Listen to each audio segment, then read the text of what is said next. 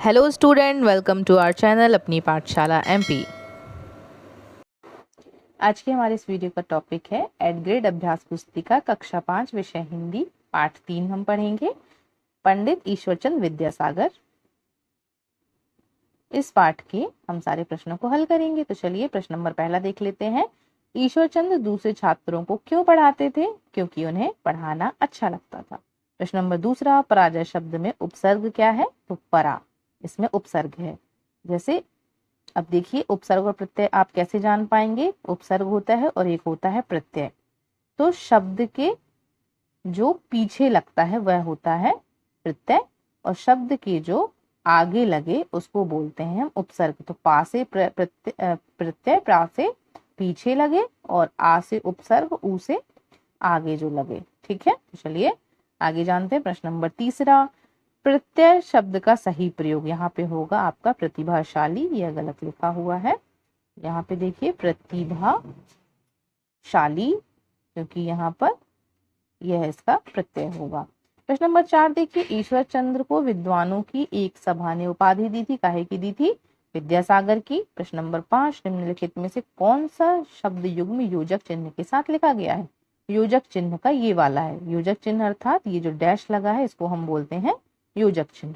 आगे देखते हैं, खाली स्थान नीचे दिए गए शब्दों में उचित शब्द लिखकर रिक्त स्थानों की पूर्ति करना है। तो प्रश्न नंबर 6 है हमारा, ईश्वर चंद्र का मन पढ़ने में बहुत लगता है। प्रश्न नंबर 7, युग निर्माण एवं अखंड ज्योति पत्रिकाएं श्री राम शर्मा द्वारा निकाली गई थी।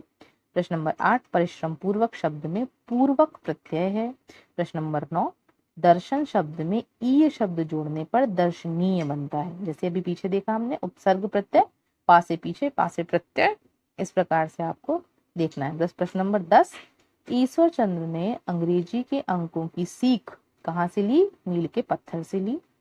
अब देखते हैं अति लघु उत्तरीय प्रश्न, एक शब्द में उत्तर लिखें या एक वाक्य में लिखें। प्रश्न नंबर 11, ईश्वर चंद्र के पिताजी ने जीविका के लिए क्या किया? उत्तर होगा इसका माहवार की नौकरी करी। प्रश्न नंबर 12, प्रशंसा शब्द का विलोम क्या होगा? प्रशंसा शब्द का विलोम होगा निंदा। प्रश्न नंबर 13 देखते हैं हम, ईश्वर चंद्र को आत्म सुख कब मिलता था? दीनहीन और गरीबों की सेवा व सहायता करने में। प्रश्न नंबर 14, गति शब्द में अपनी इच्छानुसार कोई उपसर्ग लगाकर नया शब्द बनाइए। तो गति में प्रा धन गति, तो हो जाएगा हमारा एक प्रगति। प्रश्न नंबर 15 लघुत्तरी का है प्रश्न। इसमें एक देखिए, एक नंबर पुस्तक, इसमें क्या करना है? हमें पर्यायवाची शब्द लिखना है।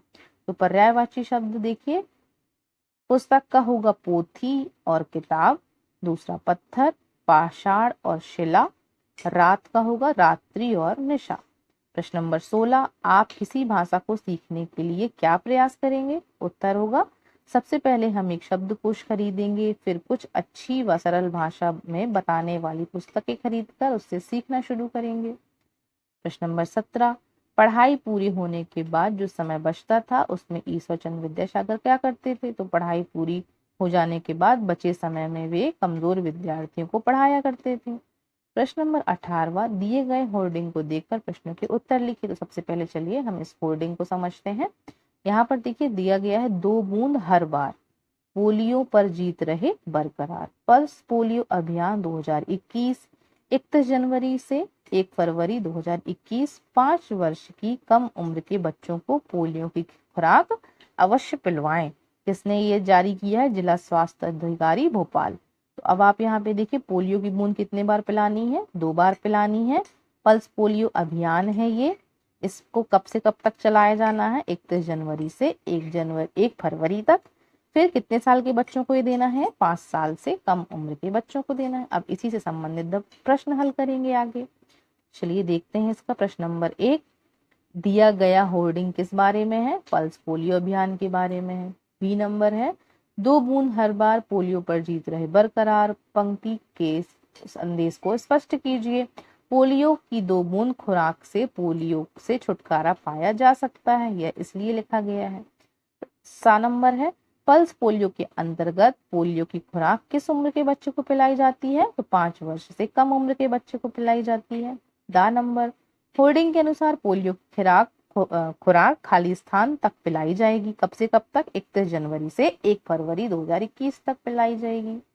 अब दीर्घ उत्तरीय प्रश्न देख लेते हैं। प्रश्न नंबर 19, गांव में लगने वाले मेले की सूचना नागरिकों को देने के लिए कौन कौन से माध्यमों का प्रयोग कर सकते हैं? सूची बनाइए।